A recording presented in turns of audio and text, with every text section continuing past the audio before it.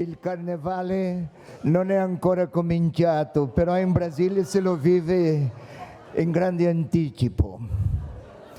Mi hanno autorizzato a parlare in portoghese perché qui è oggi la lingua più diffusa. Ma chi ha bisogno... No. Calmatevi ragazze.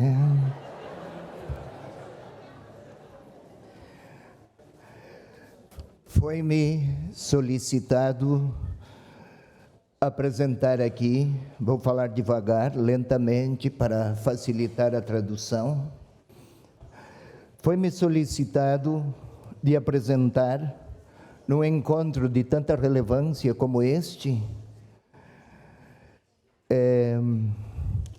o que se faz, o que faz a igreja no Brasil em favor da pessoa anciã ou da pessoa idosa.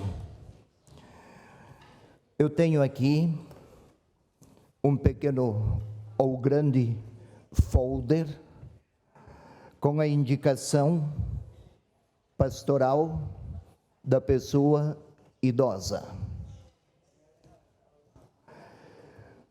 A reflexão sobre a pessoa idosa, como quaisquer outras, é sempre mais fácil do que a ação. Falar é como o amor. Discorrer sobre o amor não é difícil. Amar é muito mais exigente. No caso da solidariedade com os idosos, em nome de Jesus Cristo, também o desafio é grande.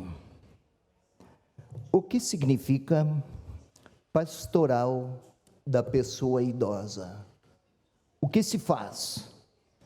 Como é? Há pouco se disse aqui, com que propriedade, belíssimas as reflexões expostas antes. Nosso irmão aqui lembrou que quase sempre que se toca na questão da pessoa idosa, há uma abordagem demográfica, médica e econômica. Quase sempre se parte daí. Porque, de fato, a problemática é assustadora. Quem olha para o futuro se inquieta. O que fazemos lá? O que temos de experiência? Os idosos que temos, e o número cresce, os nossos mestres, digamos assim, são muito numerosos, e no Brasil, sabem todos, é um país de muitas riquezas e muitíssimos contrastes sociais. E ser idoso, pobre ou idoso, mísero, o sofrimento é muito grande. É difícil falar que alguém é irmão desde a miséria. É difícil reconhecer que Deus é bom, que ama igualmente a todos, desde o fundo, desde o mais profundo das próprias necessidades, abandonos, solidão, foi bem lembrado, carências. O que se faz? Em 2004, era o ano proclamado assim pela ONU, Ano Internacional do Idoso. Também o texto do Papa João Paulo II, hoje santo, Carta aos Anciãos. Belas reflexões. Temos uma belíssima experiência que é a pastoral da criança. Voluntários, voluntárias, que visitam as famílias pobres, lá onde há crianças pobres, especialmente para ajudá-las na alimentação e saúde. Isso por motivos de fé. Ao visitar as famílias das crianças, também se viu que os idosos estavam lá e em grande número. Em situações de grande injustiça, quem sofre mais? E por primeiro, os fracos. E fraco tem idade, criança e idoso. Então, assim como se começava a visitar as famílias das crianças, um grupo de pessoas começou a visitar as famílias dos idosos. Ou então idosos sem família, esquecidos, aqueles idosos que não são assistidos. Aos idosos assistidos, aos idosos que estão em boas condições, tem os idosos que podem sair de casa, que podem ir ao médico, que podem ir ao supermercado, que têm uma relativa autonomia. Mas e aqueles que não podem sair nunca? Por razões de saúde, às vezes até por razões físicas, moram em altos edifícios, em cidades grandes e nem sempre, até os serviços internos são precários. Quem os visita? Quem se lembra deles? Então, aquilo que pareceu começar por espírito de solidariedade humana, se tornou evangelização. Hoje, e um serviço voluntário, pelo Brasil todo, há 25 mil voluntários que, em nome da igreja, visitam as casas dos idosos, estes idosos mencionados, que ninguém vai até lá. O médico não vai porque eles nem são capazes de solicitar, faltam-lhes recursos. O medicamento também não chega, a aposentadoria é insuficiente.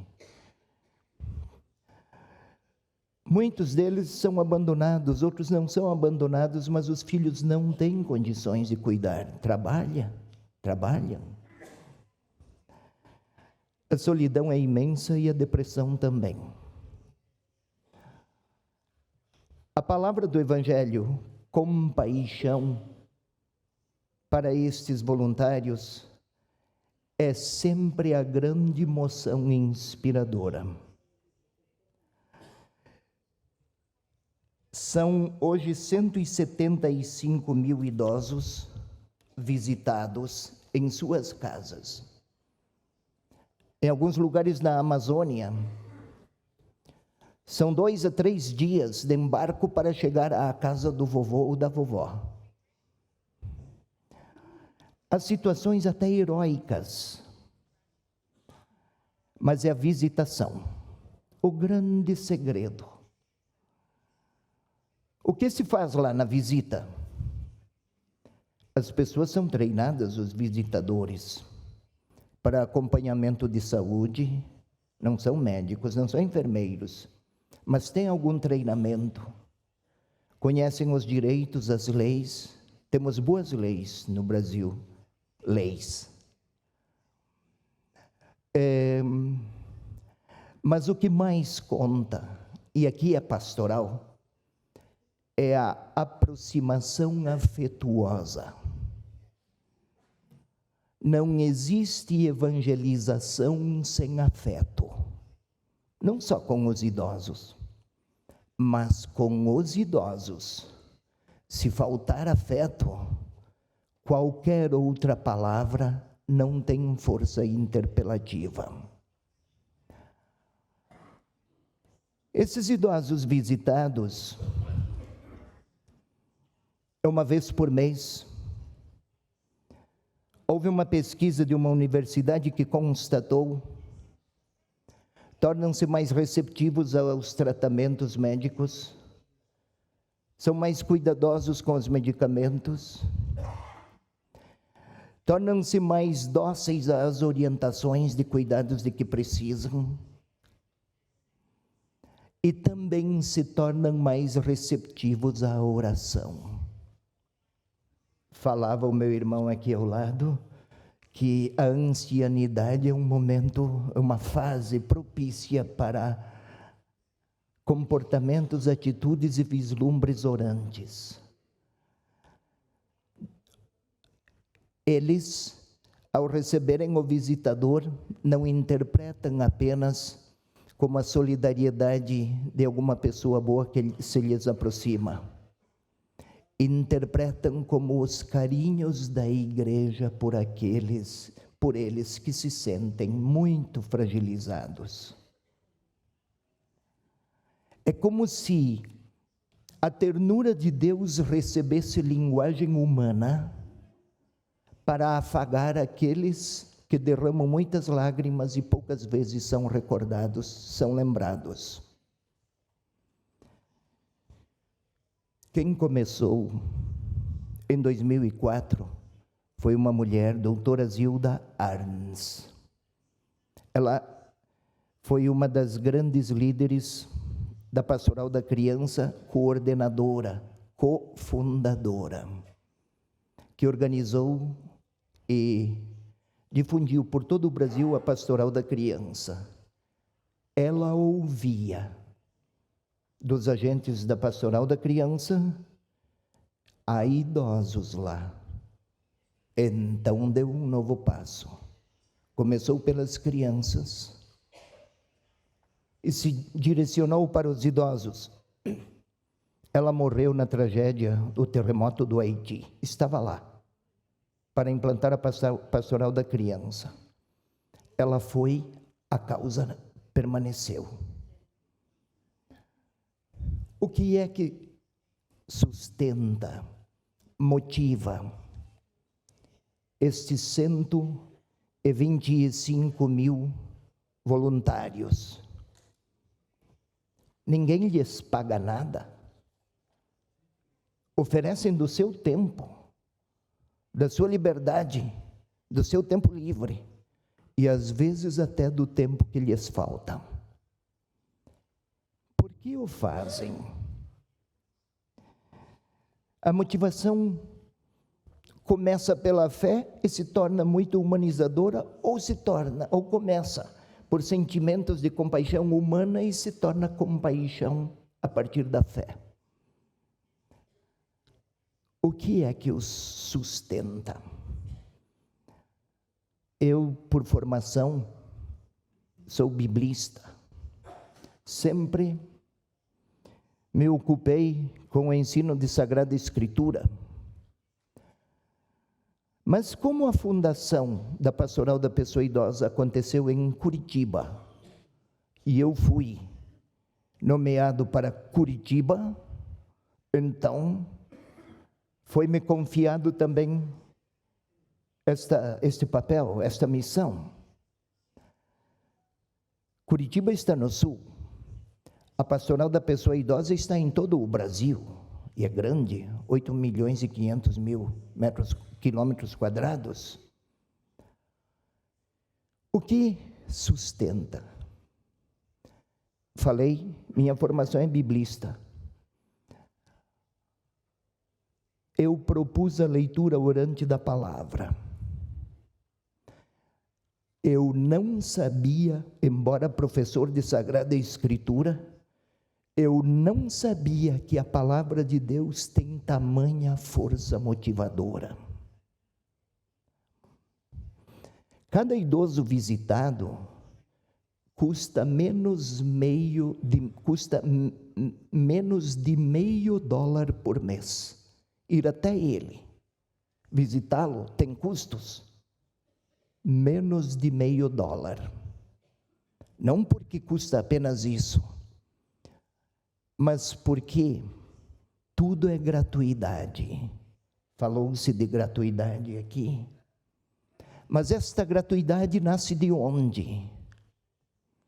Houve um período que faltavam os recursos até para as necessidades mais elementares.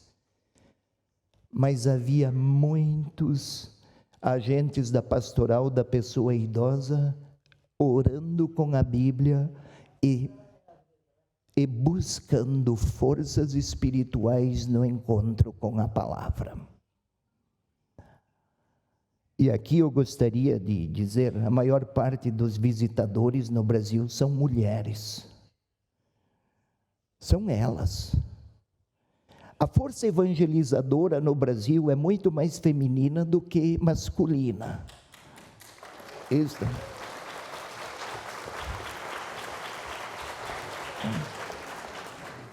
A potência evangelizadora da igreja no Brasil sim, é muito mais feminina. A pastoral da criança foi com elas, a pastoral da pessoa idosa, são as duas pastorais sociais de maior efetividade. E estão elas lá a sorrir sempre, às vezes com muitas lágrimas e suores, mas desmotivadas nunca.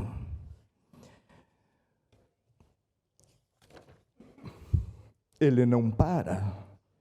Então eu vou fazer como os outros que disseram: encaminham-me para a conclusão. Primeiro, a pastoral da pessoa idosa no Brasil é uma das linguagens mais concretas da opção preferencial pelos pobres. Uma igreja que não se aproxima dos pobres corre o risco de se tornar uma igreja de fidelidades estéreis. E estes pobres, os idosos, assim como as crianças, não é uma questão política de esquerda ou de direita. É pobre que pode morrer se não for visitado. Que hoje está tudo polarizado politicamente. Aí se sobrepõe a quaisquer formas de polarizações. E é a palavra de Deus que sustenta esses agentes. Aqui estou eu a falar, mas eu sei que eles são muito mais santos que eu, porque têm muito carinho pelos anciãos. E o idoso, o que tem a oferecer à igreja? Parece que é só pobre. Aqueles visitadores são muito mais ajudados do que ajudam. Eles dizem, por quê? Os pobres, eles nos recordam todos os dias a pergunta pelo sentido da vida. Estes que visitam os idosos, eles sabem dizer com facilidade sobre o sentido de suas vidas. Para quem eles vivem, a quem eles amam, a quem querem entregar sua história, sua existência. É uma conversão periódica, gradativa, às vezes silenciosa. Em tempos de muito consumismo, comprar, os pobres são sempre uma voz vigorosa para nos recordar a essencialidade da vida. E eles não precisam de muito e nem pedem muito, mas afeto não se comercializa. E Deus não é uma ideia. É um encontro, é um toque, é uma relação, é uma aproximação. Não é possível falar de Deus sem ternura. E nossa igreja tem belas reflexões sobre Deus, mas se não se voltar para os pobres, Deus será mais uma ideia do que uma pessoa. Não é o mesmo ouvir qualquer um falar de Deus porque conhece muita teologia, ou eu que conheço Sagrada Escritura, mas fui aprender com eles a potência da palavra na evangelização. Eu conhecia os verbos em grego, em hebraico, todas as estruturas linguísticas da Bíblia, mas eles me mostraram que a palavra de Deus depende menos de todos estes esquemas. O olhar, o toque, a compaixão. O que significa a PPI, a Pastoral da Pessoa Idosa para o Brasil? Estes visitadores estão toda hora a repetir que experimentam desânimos muitas vezes, mas ao olhar para a palavra e ao olhar para aqueles frágeis que eles visitam, lembram-se daquela frase bíblica, recordada há pouco, de Paulo: quando sou fraco, então é que sou forte. Nós temos 25 mil voluntários muito fracos, mas com uma potência evangelizadora gigantesca, porque eles foram aos idosos, receberam daqueles idosos o seu abraço, abraçaram-nos e voltaram como os 72, com muita alegria, porque perceberam que Deus contou com sua fraqueza. Se quiserem eu continuo, mas o meu tempo já foi.